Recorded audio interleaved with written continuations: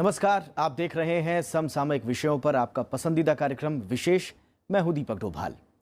अगर आपने हॉलीवुड की प्रसिद्ध film catch me if you can देखी होगी तो आपको पता होगा कि फ्रैंक एबैग्नल नाम के एक जालसाज ने कैसे बैंक चेक्स की खामियों का फायदा उठाया। अमेरिकी सरकार ने उसे पकड़ा जरूर, लेकिन उसके टैलेंट को जाया नहीं होने दिया। आखिरकार इसी फ्रैंक एबैग्नल की मदद से चेक फ्रॉड्स पर नियंत्रण भी लगाया जा सका।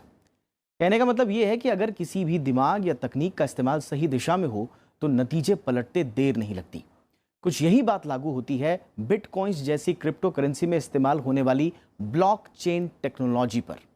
दरअसल क्रिप्टो करेंसी के चक्कर में ब्लॉकचेन तकनीक ही बदनाम हो गई, लेकिन दुनिया के कई देशों में इस तकनीक का इस्तेमाल न सिर्फ बेहतर गवर्नेंस के लिए हो रहा है, बल्कि दुनिया भर की इंडस्ट्रीज इस तकनीक के इस्तेमाल के लिए अपनी अपनी सरकारों पर दबाव भी डाल रही हैं।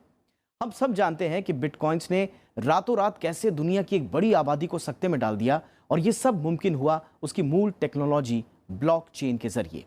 जानकार मानते हैं कि भविष्य की अर्थव्यवस्था के लिए ब्लॉकचेन तकनीक क्रांतिकारी हो सकती है, और यही वजह है कि वित्त मंत्री अरुण जेटली ने भी अपने बजट भाषण में इस तकनीक पर विचार करने के लिए एक समिति गठित करने की बात कही। आज विशेष में बात होगी ब्लॉकचेन तकनीक की। जानेंगे ये क्या है, कैसे काम करती है और कैसे ये भारतीय अर्थव्यवस्था और शासन में मददगार साबित हो सकती है। तो शुरू करते हैं आज का विशेष।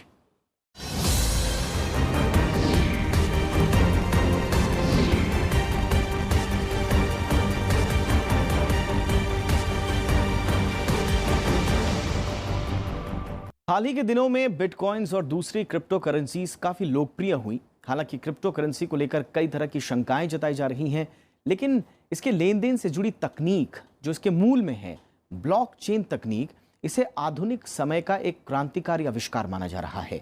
ये एक तरह का आभासी बही खाता है जिसमें सूचना के लेन देन को उससे पहले ब्लॉक यानी सोर्स से लेकर आखिरी ट्रांजैक्शन तक का हिसाब किताब जुड़ जाता है, यानी सूचनाओं के ब्लॉक्स की एक चेन। आइए जानते हैं ब्लॉकचेन के बारे में।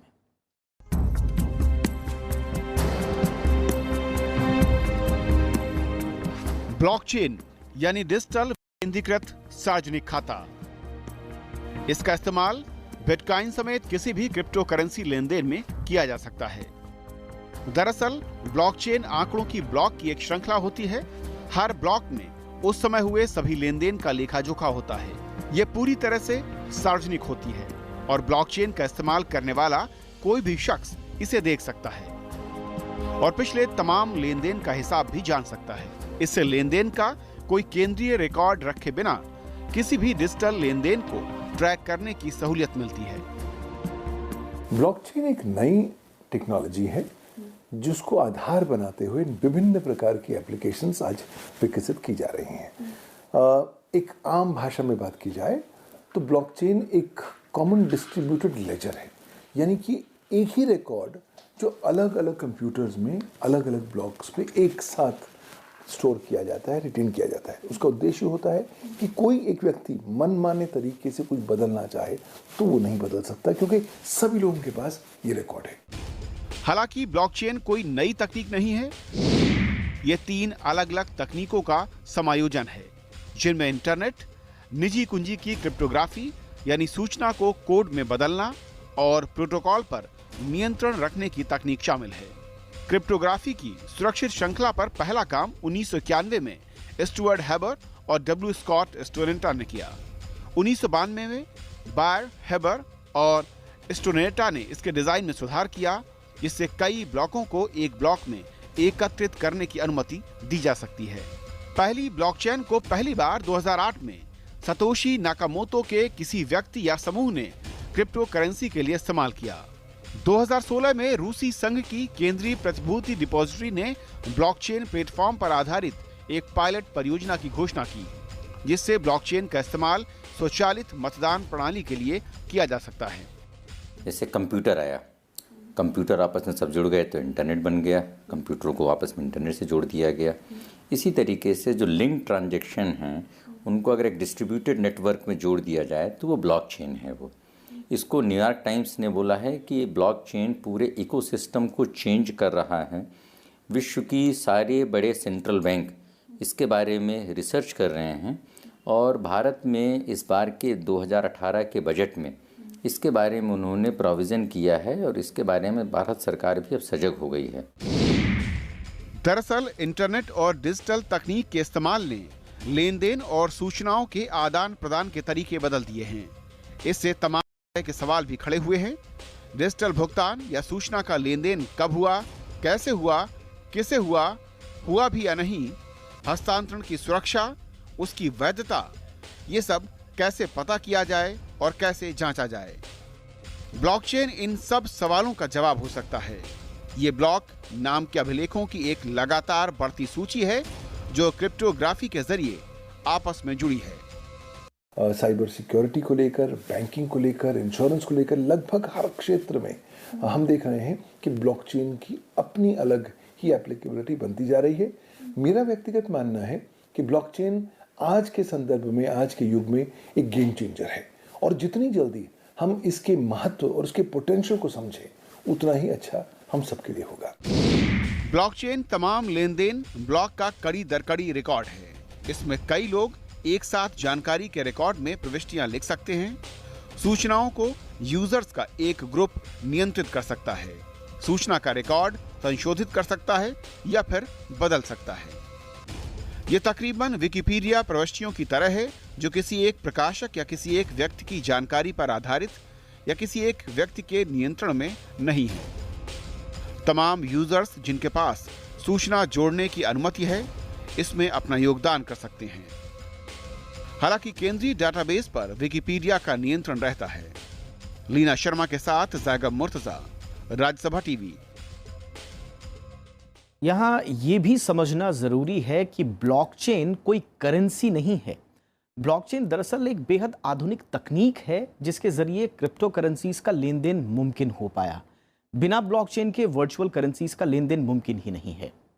लेकिन ये काम कैसे करता है, आइए अब यही समझने की कोशिश करते हैं।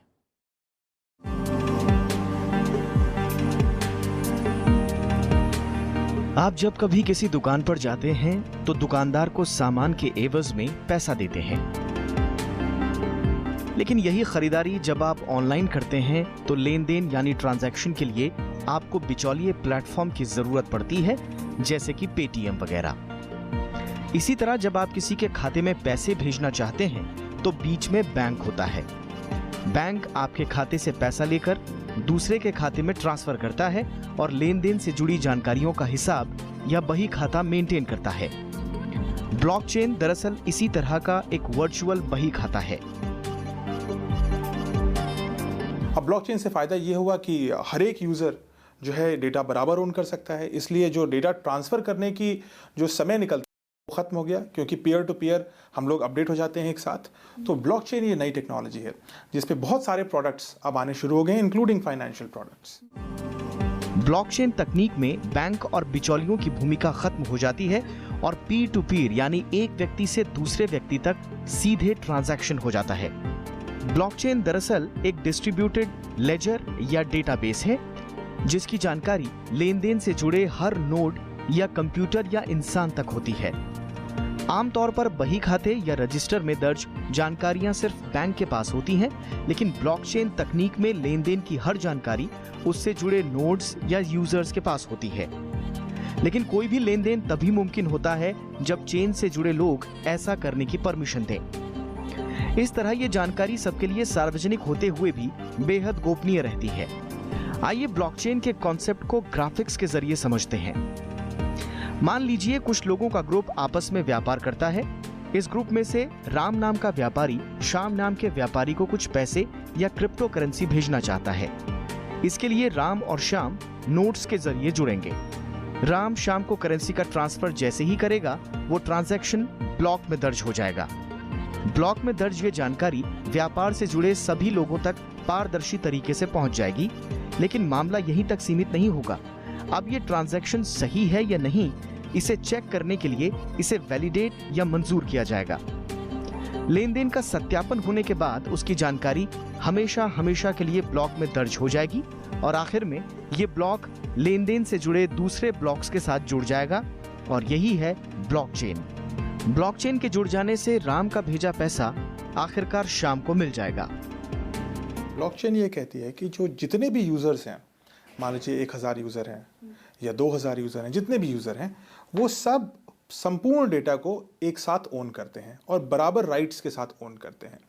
तो मतलब ये है कि मान लीजिए 2 लोग इस डेटा को ओन करते हैं, तो इन दोनों के पास ये सारा डेटा है और जो ये एक डेटा चेंज हुआ, ये डेटा अपने आप इसको भी रिफ्लेक्ट हो जाएगा और इन द रियल टाइम हो जाएगा। मतलब इसमें कोई एक्सचेंज नहीं होगा, ये पीयर टू पीयर आपस में एक दूसरे को जान लेंगे। तो इसमें कोई सेंट्रल पॉइंट नहीं होता कि डेटा यूं जाए और वापस आए इधर, बल्कि आपस में एक दूसरे का डेटा ओन कर लेते हैं। ट्रांजैक्शन को पूरा करने के लिए ब्लॉक्स को सॉल्व करना बेहद जरूरी है, लेकिन इसमें एक बहुत ही जटिल गणितीय प्रणाली होती है जिसे प्रूव करने के लिए आपको लाखों कैलकुलेशन प्रति सेकंड करने पड़ते हैं। उसके बाद ही ट्रांजैक्शन कंफर्म होता है, इसीलिए इसे बेहद सुरक्षित माना जाता है। इंटरनेट पर blockchain.info जैसी कई वेबसाइट्स मौजूद हैं जहां लॉगिन कर आप ब्लॉकचेन से जुड़ सकते हैं और अपना वर्चुअल वॉलेट या बटुआ जनरेट कर सकते हैं। ट्रांसफर की गई रकम आपके वर्चुअल वॉलेट में ही आएगी। उसके लिए आपको एक एड्रेस भी जनरेट करना होता है। Bureau report, Rajya Sabha TV. Blockchain तकनीक केवल क्रिप्टो करेंसी तक ही सीमित नहीं है, बल्कि इसके जरिए वित्तीय प्रणाली, शिक्षा, स्वास्थ्य, रियल एस्टेट जैसे तमाम क्षेत्रों को बेहतर बनाया जा सकता है। आइए देख लेते हैं ब्लॉकचेन तकनीक का इस्तेमाल कहां-कहां किया जा सकता है और कैसे-कैसे किया जा सकता है।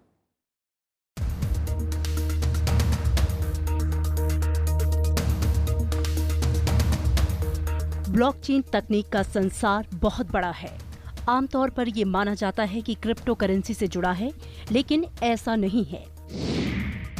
क्रिप्टो करेंसी और वित्तीय लेन देन के अलावा ब्लॉकचेन तकनीक का इस्तेमाल कानूनी कागजात, स्वास्थ्य आंकड़े, नोटरी और निजी दस्तावेज सुरक्षित रखने में भी किया जा सकता है।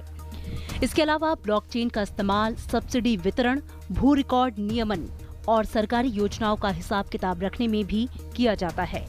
इस तकनीक का उपयोग क्लाउडेड स्टोरेज, डिजिटल पहचान, स्मार्ट कॉन्ट्रैक्ट और डिजिटल मतदान में भी किया जा सकता है। आज सबसे ज़्यादा तो बिटकॉइन में इस्तेमाल हो रही है, जो आधार बन चुकी है इस क्रिप्टो करेंसीज का। नई नई प्रकार की उभरती जो साइबर करेंसीज हैं, क्रिप्टो करेंसीज जैसे रिपल हो गई, इथीरियम्स हो गए, वहाँ पर भी इसको आधारित बनाया जा रहा है। बल्कि हम देख रहे हैं बहुत जल्दी ही अब ये बैंकिंग, फाइनेंशियल और इंश्योरेंस सर्विसेज में काम आने लग गई है। ई हेल्थ में काम इस्तेमाल हो रहा है, इलेक्ट्रॉनिक गवर्नेंस में इस्तेमाल हो रहा है। यहाँ तक कि अब हम देख रहे हैं कि साइबर सुरक्षा और इलेक्ट्रॉनिक स्टोरेज के संदर्भ में भी इसका इस्तेमाल किया जा रहा है। अगर हम कुछ विशेषज्ञों की बात सुने तो ये इतनी बड़ा पोटेंशियल है इसकी एप्लीकेशन का कि लगभग हर ह्यूमन एक्टिविटी या ह्यूमन वर्टिकल के संदर्भ में इसका इस्तेमाल किया जा सकता है। दरअसल ब्लॉकचेन एक विकेंद्रीकृत तकनीक है जिसमें आंकड़ों के ब्लॉक की एक श्रृंखला होती है। प्रत्येक ब्लॉक में उस समय हुए सभी लेन देन का लेखा जोखा होता है। कई ऐसे विचार और योजनाएं जो ढांचागत कमियों, उच्च लागत, केंद्रीकरण और धीमे नेटवर्क की वजह से अभी तक कारगर नहीं मानी जाती थीं। ब्लॉकचेन तकनीक ने उन्हें काफी हद तक आसान बना दिया है। दुनिया में कई जगह वाणिज्य संपत्तियों को किराए पर देने के लिए प्रॉपर्टी डीलर इसका इस्तेमाल कर रहे हैं। क्लाउड होस्टिंग प्लेटफॉर्म इसका इस्तेमाल शैक्षणिक जानकारियों के लिए कर रहे हैं। इसके जरिए अमेरिका जैसे देशों में छात्रों, अध्यापकों और कंपनियों को पारदर्शी और सुरक्षित प्लेटफॉर्म मुहैया कराए जा रहे हैं। जैसे मैंने बोला कि समाज के और अर्थव्यवस्था के कई क्षेत्रों में, जैसे अभी केंद्रीय मंत्री ने उन्होंने घोषणा की है कि 7 जगहों पर वो एक नए तरीके के सेंटर बनाए जाएंगे और ब्लॉकचेन के बारे में उन्होंने बताया कि गुड़गांव में, गुरुग्राम में इसके लिए एक सेंटर बनाया जाएगा। तो सरकार अभी चीज़ों को समझ रही है और उसका कैसे इस्तेमाल हो इसके बारे में RBI में हलचल है और कैसे इसके दुरुपयोग को रोका जाए इसके लिए भी बजट में बोला गया है। वित्त मंत्री ने अपने भाषण में बोला है कि जो बिटकॉइंस हैं ये गैर कानूनी हैं और सरकार इस पर अंकुश लगाएगी। तो मैं समझता हूँ कि इसको इस्तेमाल करने के लिए अर्थव्यवस्था के विभिन्न क्षेत्रों में अभी हमको एक लंबी दूरी तय करनी है। वित्तीय क्षेत्र से जुड़ी कंपनियां ब्लॉकचेन तकनीक से जुड़े तमाम कामकाज में तेजी से अपना प्रसार कर रही हैं। फिनटेक कंपनियां वित्तीय सेवाओं के लिए ब्लॉकचेन और ऐप की सहायता ले रही हैं।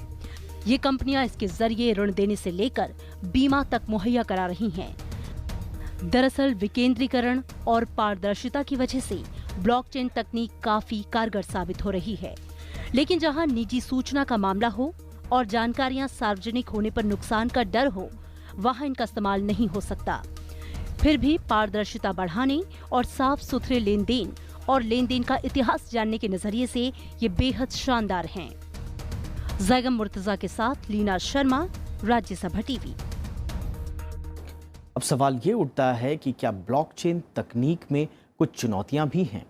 दरअसल देश में वित्तीय लेन देन के बदलते तरीकों और तकनीक के बढ़ते दखल के बीच सुरक्षा जैसे सवाल भी हैं।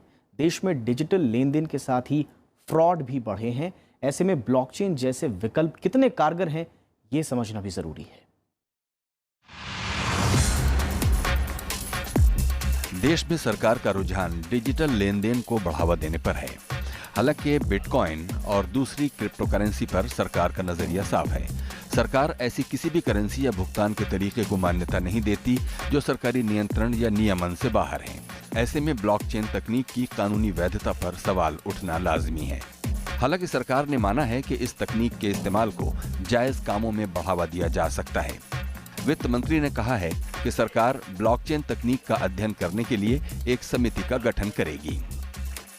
नहीं, देखिए, जो आरबीआई ने अपना जो व्हाइट पेपर जारी किया है उसमें बोला है कि अगर हम इस टेक्नोलॉजी का बेहतर इस्तेमाल करेंगे तो आने वाले समय में वो फ्यूचर है, लोग मानते हैं कि डिजिटल करेंसी का है। जैसे पहले सोने की मुद्राएं चलती थीं, उसके बाद कागजी नोट चलने लगे, उसके बाद फिर प्लास्टिक मनी चलने लगा, डेबिट कार्ड और क्रेडिट कार्ड। अब जो ये बिटकॉइन जैसी करेंसी आई तो लोग बोलते हैं कि डिजिटल करेंसी एक फ्यूचर है जो नेशनल और इंटरनेशनल लेवल पे एक नई करेंसी बन सकती है। दुनिया भर में तकनीक के दम पर वित्तीय कारोबार तेजी से डिजिटल हुए हैं, लेकिन भारत में इसकी रफ्तार थोड़ी धीमी है। इसकी कई सुरक्षा वजहें हैं और साथ ही जरूरी कानूनों की कमी भी है। डिजिटल लेन देन बढ़ने के साथ ही देश में अवैध शुल्क वसूली, अतिरिक्त शुल्क, धनराशि गायब होने की शिकायतें भी बढ़ी हैं। नागरिक सूचनाओं की चोरी, साइबर उत्पीड़न, औद्योगिक जासूसी, फ्रॉड भुगतान और गैरकानूनी लेन देन के मामले बढ़े हैं। इसी तरह के कई और सवाल हैं, जैसे ई वॉलेट्स गैर बैंकिंग वित्तीय कंपनियां हैं, इसलिए उन पर बैंकों के नियम लागू नहीं होते और वित्तीय क्षेत्र की तकनीकी कंपनियां सूचना प्रौद्योगिकी अधिनियम के दायरे में हैं। जाहिर है किसी भी अनियमितता से निपटने के लिए कानून का बुनियादी ढांचा नदारद है।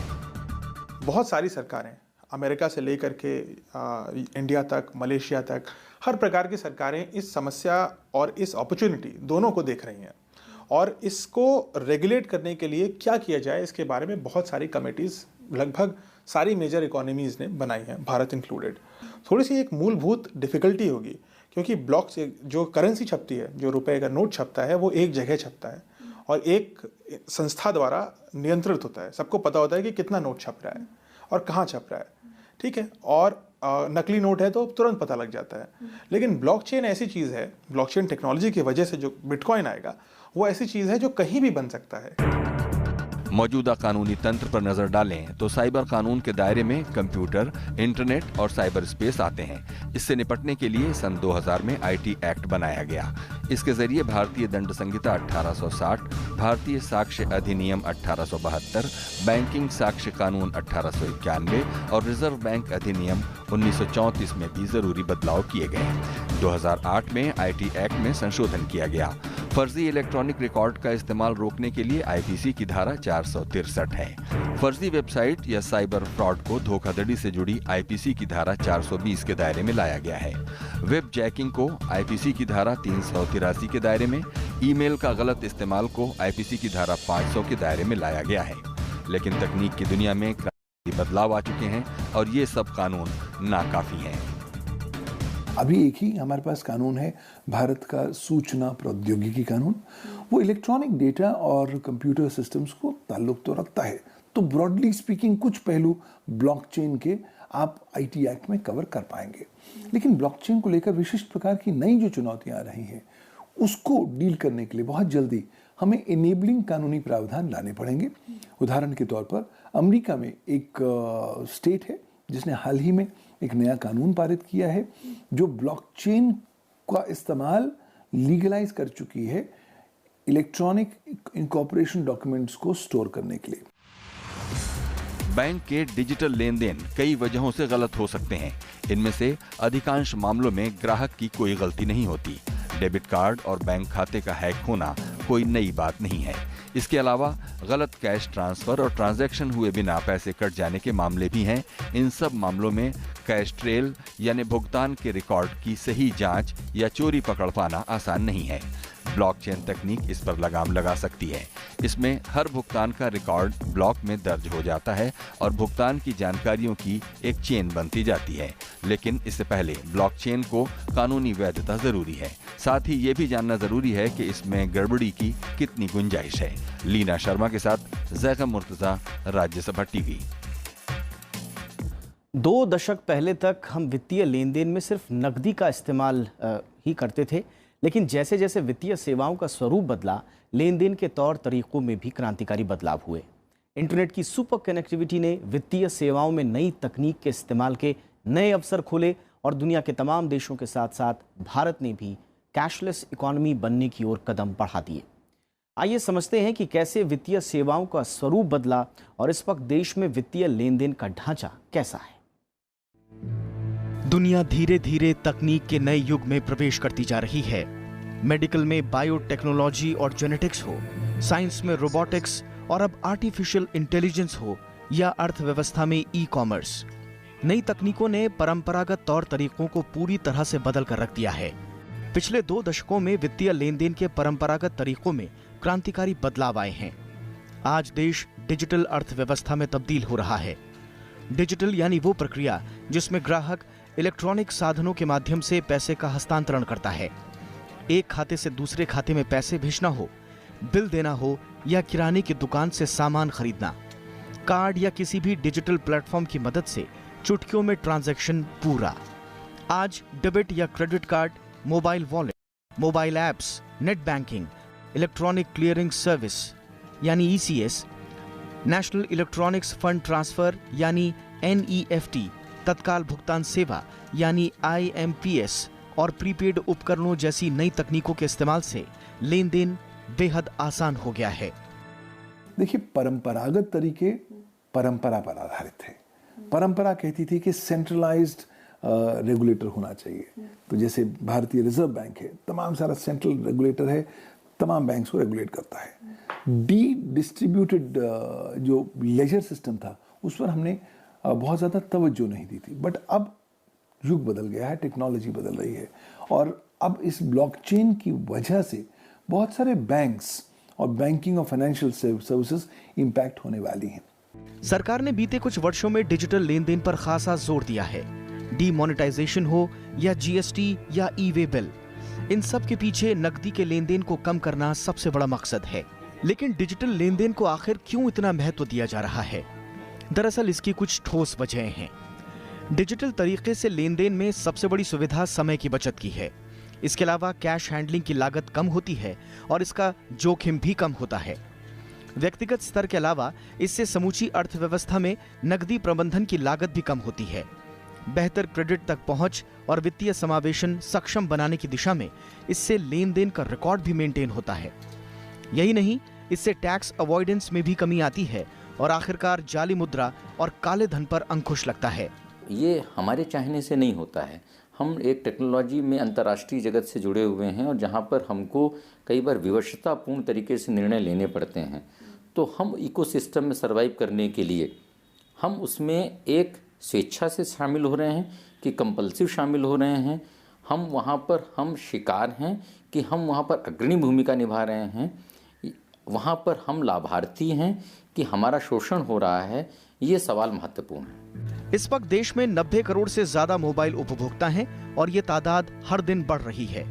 लोगों के बीच इंटरनेट का दायरा भी उसी अनुपात में बढ़ रहा है। यही वजह है कि सरकार डिजिटल लेन देन को बढ़ावा देने के लिए कई योजनाओं पर काम कर रही है। किसान क्रेडिट कार्ड हो, भीम ऐप या रुपे कार्ड, सरकारी योजनाओं का लाभ जनता अपने मोबाइल से ही उठा सकती है। इससे शासन में पारदर्शिता तो आएगी ही, साथ ही नई तकनीकों और बदलती दुनिया के साथ देश खुद को बखूबी ढाल पाने में भी सक्षम होगा। इसके अगले चरण के तौर पर अगर सरकार ब्लॉकचेन जैसी तकनीकों पर अमल करती है तो इससे सरकारी योजनाओं का बिना भ्रष्टाचार और बिचौलियों की भूमिका के आम लोगों तक पहुंचाने में मदद मिलेगी। ऋतु कुमार के साथ ब्यूरो रिपोर्ट, राज्यसभा टीवी।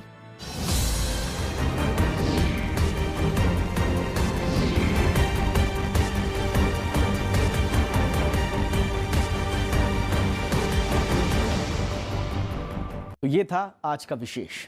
नमस्कार।